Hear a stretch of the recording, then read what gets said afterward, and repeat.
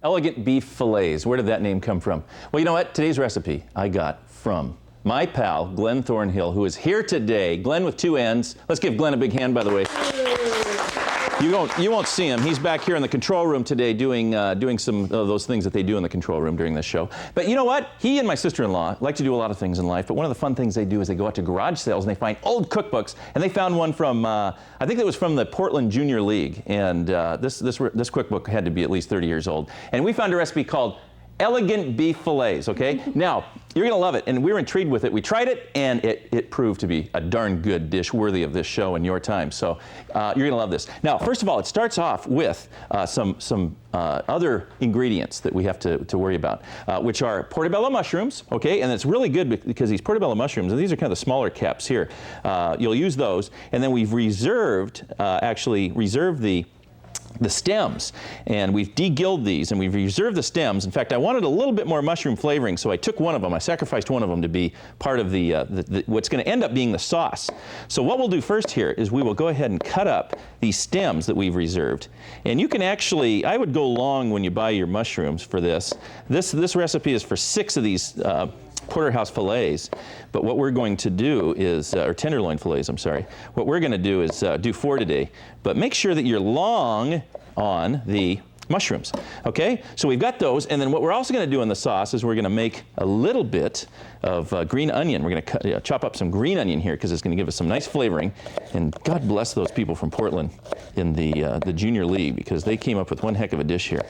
All right, so we're going to cut this up. Again, this is going to go in the sauce, so this will make sense here in a minute. You kind of have to visualize it at this point, the sauce that'll go in these. We're going to wrap them in foil too. That's what's kind of cool. So it's a fun show. Okay, I want to get that out of the way. Yeah, that shows you how much spare time we've got. Now, what you'll do, get yourself a good cast iron skillet. This is a enamel-covered cast iron skillet. Put a little bit of olive oil in that baby, and I've got it good and hot here, okay? And I'm going to put a little bit, I'm going to test my butter. I'm going to just test it here. I'm going to test it. I don't want it to burn too much, okay? So let's put a little bit of butter in here because this is going to be our sauce. Good, it's not going to burn too much. So put about 2 tablespoons, which is about that much, of butter in there because that's going to end up being our sauce. So don't skimp on that butter either. Don't skimp on that butter. So once we get this melted, we can put our fillets in here. Now let me tell you, while that's melting, let me tell you a little bit about what we've got here. This beef here, and by the way, I got this from my good pal Ben Hottinger from Hottinger's Family Meats in Chino. And by the way, yeah, Ben is a heck of a guy. You got to meet Ben. He's a great guy. He's the man. He knows about it. And this was actually a full tenderloin roast that he got me. And we cut these up into 1.5 inch or 2 inch, whatever you want, steaks. We just cut them down right down the middle. Now, the thickness means, oh, thank you. The thickness, thank you guys. They're telling me the butter's ready and the moment has arrived. And here we go. Let's put them in. The thickness depends on how your guests like this stuff. Do they like them raw, rare, well done, medium well? Cut them up based on what you got going with your guests. Okay? So if you've got a lot of guests that don't like their beef done, well, let's just put it this way. If you have guests that like their beef done well done, just serve hamburger, all right? Because this is meant to be, all right? This is meant to be eaten, rare. Just walk it past the grill. Walk it past the grill. Yeah, I mean, it's meant to be rare, so there we are. So we're going to we're just going to sear those because these are going to go in an oven, okay? They're going to actually go into an oven. So while these are searing, what we'll do is we'll get our foil ready because these are going to go into a 500-degree oven. So let's get our foil out for our nice 4 tenderloin steaks here. Yeah, individually wrapped, ladies and gentlemen. Only the finest here. We got room for one here? We'll put it here. We'll see how this goes. First time we've done this on Man in the Kitchen where we actually wrap stuff. So there we go.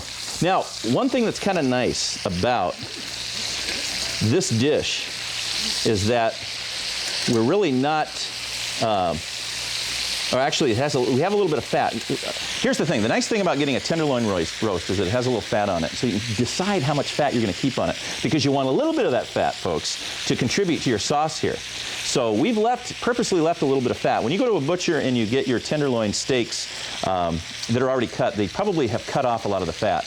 But if you buy your own roast, you can control the fat And I would leave a little bit on because you want the flavor from that. But just a little, not too much, because that is the essence of a tenderloin, is the fact that it's very, very tender and very lean. So there we go. These are basically ready now, folks, okay? So I'm going to take these out right now and put one on each little package. Okay, and this is, you can get everybody involved in this because it's just a lot of darn fun.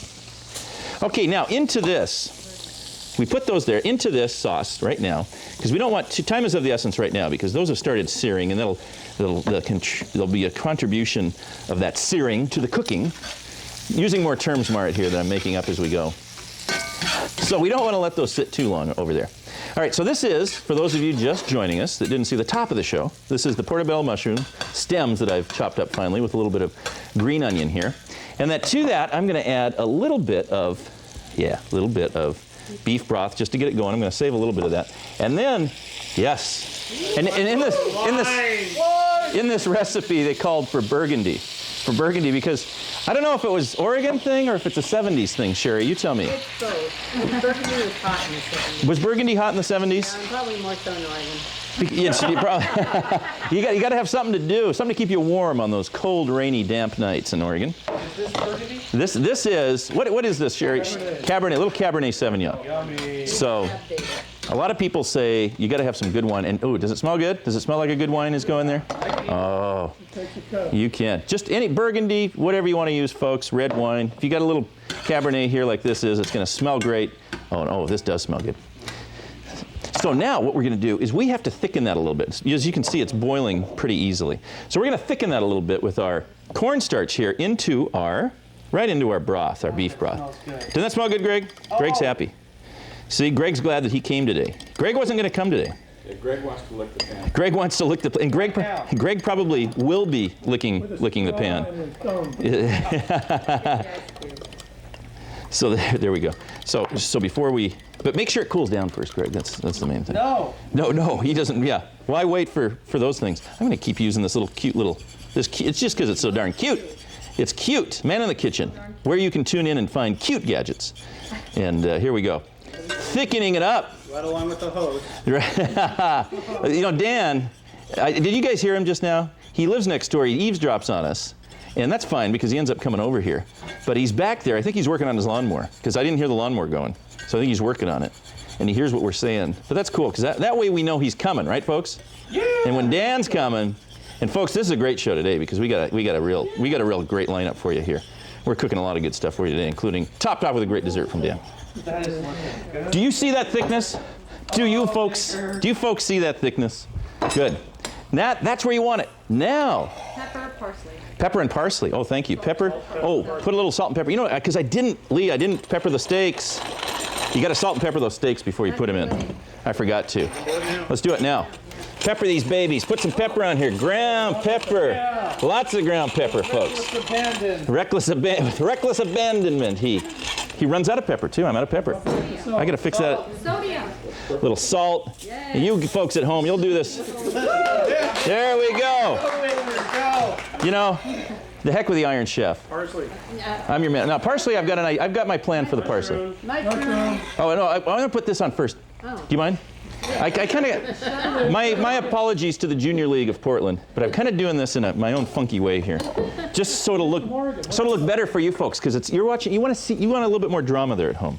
So there we go. Portobello mushroom cap.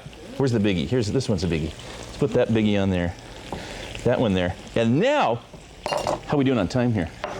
Hopefully we're okay. I'm going to now cut up the parsley and put it on top of this whole shebang because it looks good. And I still have a little bit of that left over in here, okay? I still got a little bit of that sauce left over in here.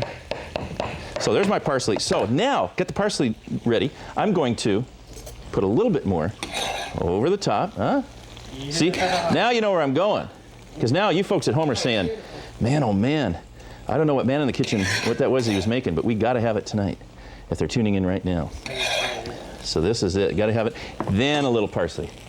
Then a little parsley on each one. And now we're ready to fold up our little packages and pull you off the heat. And now I'm going to move this whole thing right back here. Does anybody mind? Right back here. I don't think I need anything on there. And then I'm going to grab. You should put this on a baking sheet. you know, that you bake cookies on. But we are going, oh, 10. Thank God. I thought it was 0. I'm like, I'm out of time? We got too much to do. Too much to do, too little time. Folks, you don't leave a little, Ben Hottinger was asking me, he was saying, hey, Jeff, do you leave a little air for a little hole? I said, no, you don't. You're going to completely seal these up, okay? So you're going to, yeah, you're actually going to steam these. In effect, you'll be steaming them.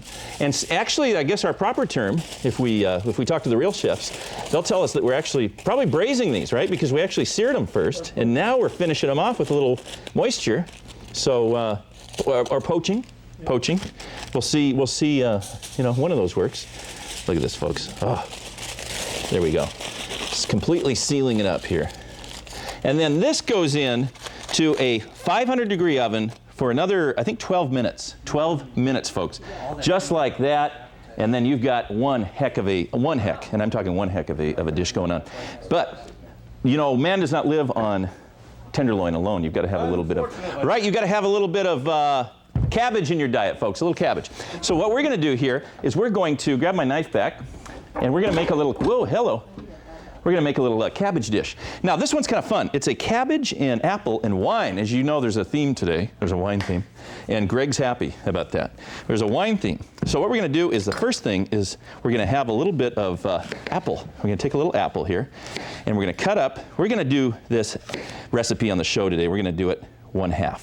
It's not the full recipe. It's just half the recipe. Why? Because I didn't feel like cutting up 2 apples.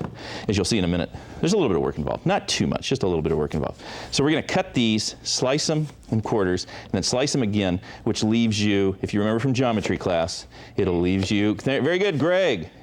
Greg, who was the student of the month at Whittier Elementary in 1958, tells us that those are 8s. Yeah, it's just kind of reduced to a huh now when I tell these jokes. He used to do a fake laugh at my bad jokes. Now it's just sort of reduced to a sort of this sympathetic sigh. And I don't blame him.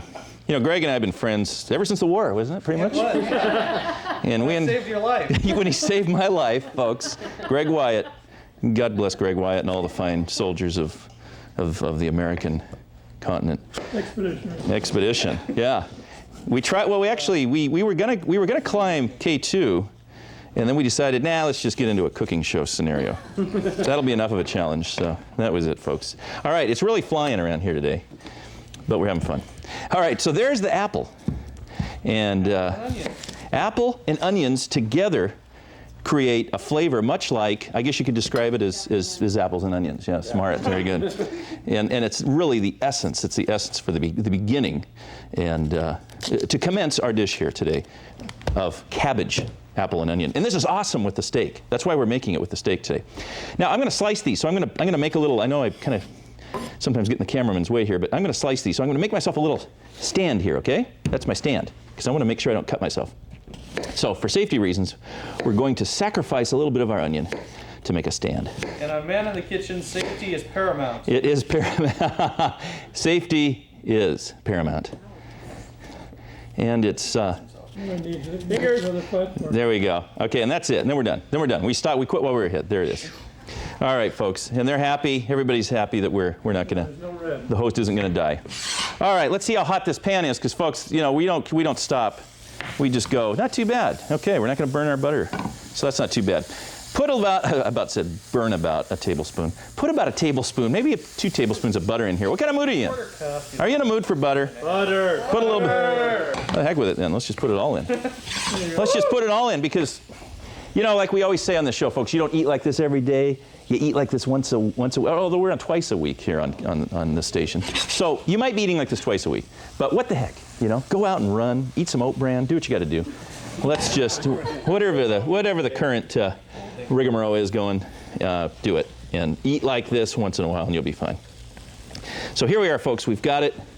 We've got this going in here. And this has to get going before you put the rest of the stuff in. So while the onions and the apple are cooking, now the moment has arrived where I'm going to cut up the cabbage, red cabbage, okay? And all I'm going to do, I'm going to take off the sweet spot is what I'm going to do. I'm going to cut it right down the middle, because again, I'm doing this recipe halves today. So I'm going to cut it right down the middle and then just shred it. Just shred it. And this is a colorful dish too. That's the beauty of it. It's a colorful dish and it looks good. And we can put that actually back on the heat, huh? And there we go. Get that going here. And what you would probably do, folks, with the is get it to a boil. That's all you're doing, is really getting this to a boil over here, the apples and onion. Get it going to somewhat of a boil and get the onions. You'll do this a little bit longer at home, but about 2 or 3 minutes on this stuff. Now, put in the rest of the ingredients. We told you, folks, that there's going to be some good stuff in it. We're going to put in about a 1/4 cup of vinegar. A little bit of, yeah, vinegar. Well, the good stuff's coming, Greg. I'm sorry. There's better stuff coming. There's good news. A little brown sugar. Caraway seed, about a teaspoon of caraway seed. A couple of cloves. Make sure you take these out in the end, okay? Or you're going to wish you had. As well as the bay leaf. To take that out, too, at the end. Okay, throw that in. Then we're going to put in a little bit of water. Okay, just a little bit of water. We have about, what is it, a cup of water or so? Yep. And then what Greg's been waiting for. Burgundy. Burgundy wine. Half a cup. Half a cup of wine. You can use any red wine you want, folks. Any red wine you want can go in there, okay? So now what you'll do is you bring this to a boil, and then have I forgotten anything? This goes in the end, okay? Salt and pepper, it goes in the end. So what we do now, once that comes to a boil, you'll put, and it isn't now, I know, you'll put your cabbage in, and then cover this, and this is the best part. You cover it, and you wait. You wait for about I think it's 45 minutes. It's kind of a while. So you go have a glass of wine. You save a little bit of that wine. You go have a glass of wine. You know, your tenderloins are almost done. You should actually do this before the tenderloins, because those tenderloins are about done. Okay, folks, what we're going to do is, and when this is done, we're going to actually add a little cornstarch to thicken up that wonderful mixture of vinegar and wine and brown sugar and all that. We're going to add a little cornstarch to thicken that up so that we make sure that nice, thick, wonderful cabbage is basted in that sauce, so it should be pretty good. All right, you know what? He's going to be here. Dan's going to be here. I think he's almost finished cleaning or repairing his whatever he's repairing over there. You know, his lawnmower. That's right. You care about the dessert. As long as his food processor's working, then his hands are clean. I think he's got some of that lava soap over there, or whatever that stuff is. I think I hear him washing up right now. Anyway, he'll be back, so don't go anywhere, and we'll be right back. And there we are. We have the steak, the elegant steak fillet that's been taken out of the foil, placed on a plate. And look at that. It looks good. And so now I'm going to check the, remember we had the cabbage in here. Let's check it. It looks like it's done. Good. So I can show you how we put that little bit of cornstarch in here. Okay, so we just take a little bit of cornstarch and water. I'm going to mix these two together right now. And then we thicken it up. So here we go, a little cornstarch water. I put a little bit too much water for the cornstarch mixture. And again, you just want to make sure that we have that nice, we have the flavor down there. We want to make sure that it doesn't run off from us. So we want to make sure that it is thickened up. So we add a little bit of cornstarch here. And how well did I, not too bad. How well did I mix my cornstarch? It really does start dissolving when it hits the heat. But see how that's getting thicker there? Let's add a little more, huh? Let's add a little more. It gets nice and thick, and okay, there we go. That's about the thickness we want. And then, once that's thickened, we can sort of distribute it so that every little piece of cabbage there gets that nice fine flavor. And we can serve that, right, with our, but I'm not going to put it on that plate, though, because that plate looks so nice, and we worked so hard making it look pretty for you. So you'll just have to believe me, but I am going to remove the bay leaf, okay? I'm going to take it out. See, it's gone. So you witnessed it, folks. All right, so there you have it, folks. You got one heck of a dinner with your elegant beef fillets and your burgundy cabbage. What would top off a meal like that better than a little dessert from your friend and mine, Mr. Dan Underwood. Dan? Hey. Howdy, everybody. Good to see you. Nice seeing you. All right, you got something for us today. Thank you. Were you fixing I think you were working on your fishing pole. Yeah, my fishing line. We're making Kentucky Bourbon layered spice cake. Ooh. What we've started off with, which we did earlier so we could play a little bit today. Okay.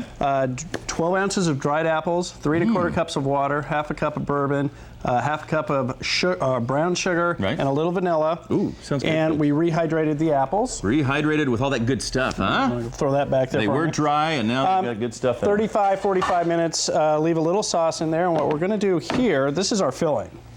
That's the filling. Oh my gosh. Is put it in the processor. Oh, okay. So See, it's kind of a gadget. Yeah. It's a toy thing. Now Greg's But right above all the you. What do you think, Greg? How's it smell? I like it. and about 8 or 9 pulses. It won't take a whole lot. You can use your fingers. Yeah, because it's pretty soft right now. And you're just 3, going to do it enough to chunk. 5, 6, 7, 8. Look. Look Yeah, at that. I maybe one mean, more. yeah, I see what you mean though. I mean, it's pretty soft right now.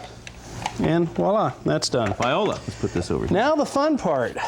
I said Fun part. I was it was having a fun. layer cake. They're more fun. What we need to do is cut this in 3. Now, how do you- Not like this. Not like you have to. You could use a bread knife and stuff, but No. that's You just- got to use your little. What do you got here, Dan? You got I have a little gadget fishing going. reel. Fishing reel, folks. And it's amazing what you can use with that fishing line. Cut your cake. I love it. I love it. Fishing line to cut your cake. What you're going to do is cut 3 layers.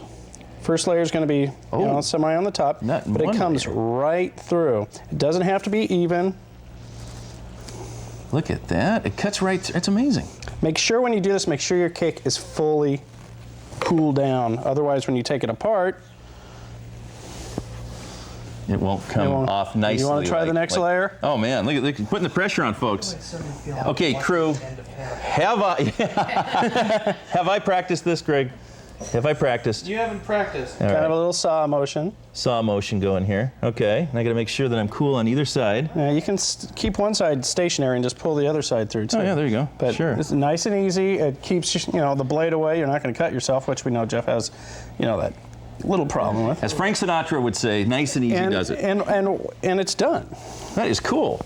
And put your layers off to the side. Okay. And we have the puree, but I said it was Kentucky bourbon. There is bourbon in the apples, but I kind of like to drizzle a little into the cake. Ah, yes, there we go. Look at this, folks. Okay. Hell of a drizzle. That is a hell of a drizzle. Well, it's a manly drizzle. It is a downpour. Get your umbrella. Then we're going to take the filling. Oh, man.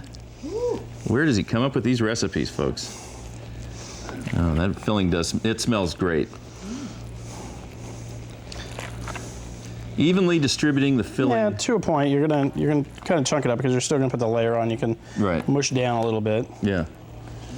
Oh boy, dried apples rehydrated with good stuff. Okay, we have that. Let me hold that for you. You can hold that for me. Okay. Go ahead and Best I put can your first layer back on. Mush. Mush. Pour. Little more Kentucky bourbon. Woohoo! Thank God for those Kentuckians, huh? God bless them. And put the rest of your stuff on. Oh. Now this is something that I think another one. Well, aside from the booze, I don't know if you'd want to take this to your average third grade class. I don't think I'd take it. Well, you may not want to take it to the church social. Right. Yeah. Some people could probably use it. Yeah. Needs to liven them up. The Lutherans don't mind, right? You can take it to a Lutheran thing. And the Catholic. Yeah, and the Catholics. Catholics Don't mind. Okay. Mamma mia. Just not in excess, folks. Right? Keep it in moderation. Keeping it. Go ahead and spread that around. Are we going to get in trouble for that, Jim? Jim Gilbert is here, ladies and gentlemen, from Cartoon Factory. You ever talk about booze on the Cartoon Factory? Never. We consume a lot of it. Oh, my Go God. ahead and top it off. Oh, look at this. More booze. This is You can put more booze on. looks like the heckler gets his way. I love you, Dan. I know. Look at this. Over the top. Do not. Well, no, we eat don't and have drive. a bowl. And then just a nice little top off. Oh, that's a cool little gadget you got there. Oh. Topping off. Winter Wonderland. It is a winter And then wonderland. again, I mean, serving, since we actually have a little time. Ah. Do a little serving here. I've got to drive home. It's all right. Oh, what am I saying? I am home. This is my kitchen. I can try some.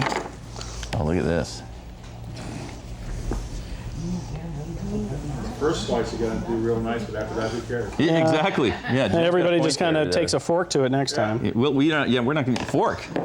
And go ahead if you want. I know Greg does. We should maybe give this one to Greg. Mamma mia! There. Yeah, Greg will like this one here. And again, just more A little powdered bit more. sugar. Oh, look at this, folks. Look right around the edge. And you're there. done. Looking good. And what's the name of this again? Kentucky layered spice cake. Oh, man. Kentucky bourbon layered spice cake. Kentucky Bourbon layered spice cake. Okay, I got to try a little bit of this. Dan. Please. Did you guys get a shot of that? Because I'm going to consume the heck out of it right now. They can get a good shot. There it is. That's the last time that piece will ever look like that. Because I'm going to dig in and make this. Now, is there any variations, Dan, that we could do to this? Well, you tell me while use I'm all munching. different kind of dried fruit, but apple tends to go best with spice cake. Try that, Greg. Oh, there you go, Greg. Woo, baby. Oh, man. Yeah, look at this. You'll suddenly you won't see as many shots, folks, because one of our camera operators is now not only occupied, but his state of mind will change just a little bit. What do you think? Pretty good? All right. I love you, Dan! You like that? Pretty good? Oh yeah, baby! All right. All right, folks. Good deal. Well, here we are. Different camera. Oh, look at that. Good. Ron Monson is on his feet with this one. All right, folks. Thank you so much for joining us here on Man in the Kitchen. Dan, thanks for coming by. Thanks for having me. Oh, awesome. Very good. And we'll see you guys and gals next time on Man in the Kitchen. Take care. Bye-bye.